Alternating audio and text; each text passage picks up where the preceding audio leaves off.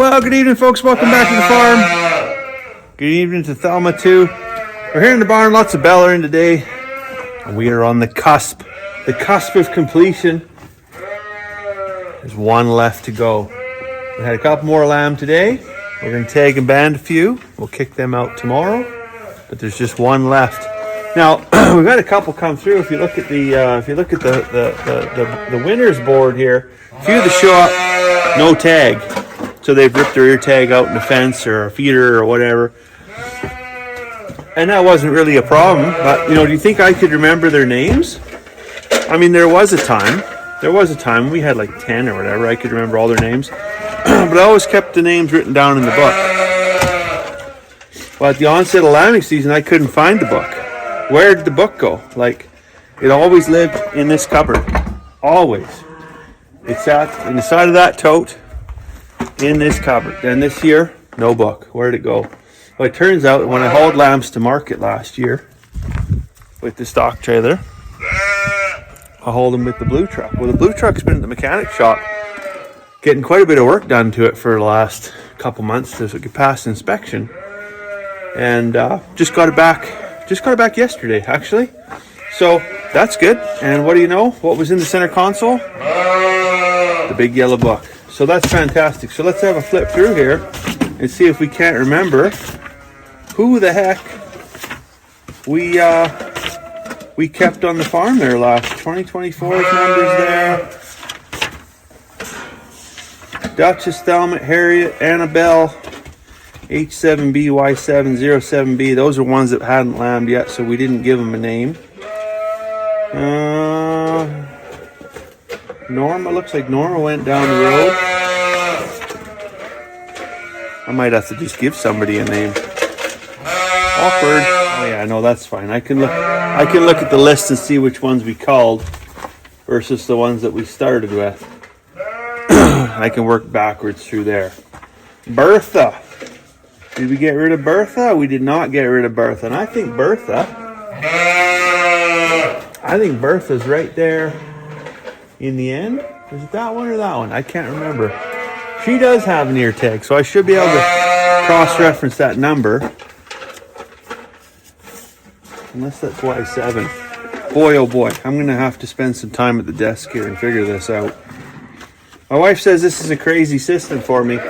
So what I do on the ear tag, see how it's got Z, 8, A, and B. So Z, that means the lamb come off of Zoe.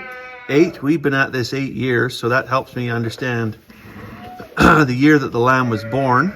So if we keep it, then I can quickly identify how old it is. And then A and B is actually, so if it's twin, like the firstborn is A, the secondborn is B.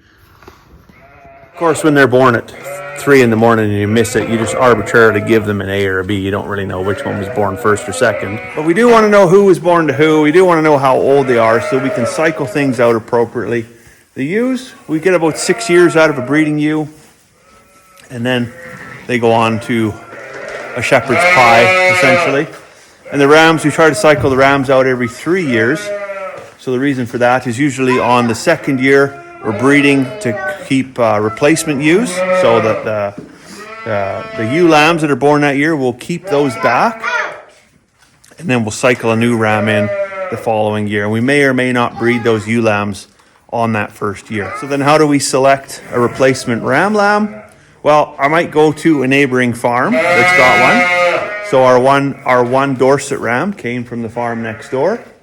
So, I mean, that's not a huge biosecurity risk there. We share a fence line. That means whatever they've got for diseases, we've got for diseases. So we share a fence line, we share a shearer, we share, everything, essentially. Right? So that's a pretty good strategy. There is another place out in Elmworth. We've purchased a ram lamb from there before. And I don't want to say that didn't work out well, but that was a very big ram through really big lambs. It was a little bit of tough birthing for some of these girls. And he always did that thing with his head. Never really got to headbutting, but there was always that risk, that certain if you get me down, you could kill me. And that's like, ugh. especially with, with the littles around. Like I just, wasn't super comfortable having one with that kind of potential demeanor about him. Whereas the two we've got now, we don't have. So I might select a replacement ram lamb out of the existing flock. So if I've got a ewe that came from somewhere and it has an independent bloodline, I can say, okay, I can keep that. And I'm not going to breed anything to anybody's sisters or granddaughters or any kind of awkward inbreeding, things like that. You can do line breeding in sheep, but I try not to do anything on purpose. Sometimes it happens. Sometimes fences and panels and all that stuff fail. But if I've got related rams and ewes, I try to split them off into 2 separate flocks so that sisters and brothers and mothers and sons don't get tangled up, because that's just how you increase your lamb mortality rate completely unnecessarily, to be honest, if you don't know what you're doing. Anyway, so next year will actually be year 3 for us with the rams that we've got. So I'm probably going to cycle one out next year. I'll keep the second one back for one further year, and then I'll offset them, a replacement, by a year essentially. So we did keep Annabelle. I kicked her out this morning. She's not in here, but she had one very well endowed male lamb, and I think so. I kept him unbanded, and we'll see how he does. If he grows and progresses and he looks like he's going to be a character, well, we might just keep him. If he grows and progresses and looks like maybe he's going to be a bad character, well, I like shepherd's pie as much as the next guy. Anyways, we've got some really interesting colors that have come out this year. So we've got these Suffolk Dorset crosses, right? So we breed the Suffolk Dorset cross because the Suffolks are so good for growth rates, and the Dorsets are so good for their mothering capability, right? It's kind of like the Cornish cross of sheep breeds. For us, it works really well.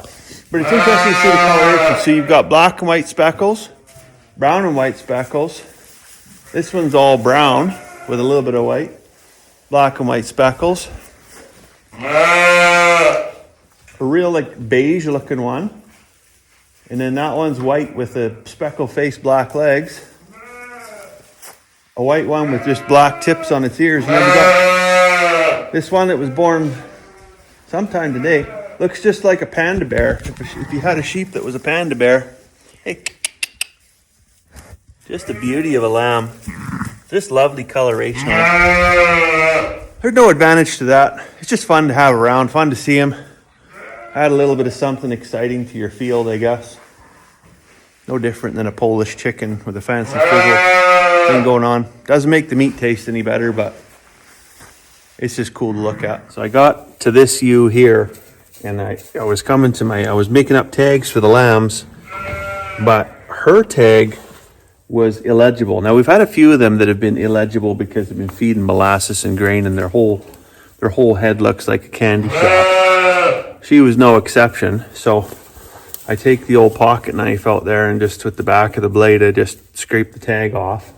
And lo and behold, the number that was under there, I couldn't read it. So that's a predicament. So I knew she was either Bertha or Cindy, and well, just look at her. She looks like more of a Cindy than a Bertha. And the other one that's out there that was missing in the ear tag because it got pulled out. She's a bigger girl. So we're going to say that's Bertha. So I've got a new ear tag made up for Cindy here. We'll get it punched back in the original hole so that there's no need for any trauma. Get the tags and the bands put on her lambs. And then that one there, similarly, we couldn't see her tag, scraped it off, very clearly marked. That's an L, that's Louise. So, funnily enough, wouldn't you know it, Thelma, number 13 there, Thelma, and 15 to lamb is Louise. So we got Thelma and Louise in the barn. Who knew? So there's another reason why we might actually cut one of the ewes from the flock, and it's cost per lamb. So Annabelle here was on strike too. So the first year that she actually gave birth to lambs, she lost both of them. They both died right away. So that's strike one. Second season, we give her the mulligan, right?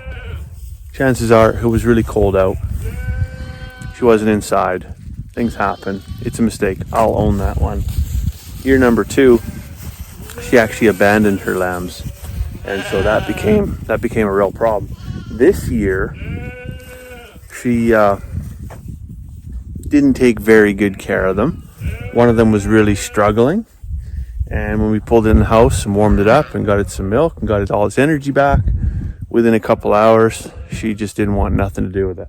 Despite the fact that prior to her lambing, she tried to steal every lamb from every other ewe all over the farm. So she's going to be shepherd's pie. And that's, I mean, you might think of that, bad lambing history. But also if you've got one that's throwing twins and then suddenly starts throwing singles, well, like, why is that? Right? Good indicator they're kind of petering out. They're at the end of their breeding life. It's on a pretty good walking stick here. But then also, if you have one that doesn't catch, you fed it all winter, didn't catch, and then suddenly, you got to feed it all the summer and then all next winter in the hopes it catches again. It's probably just as easy to send it to toe field and cut your losses.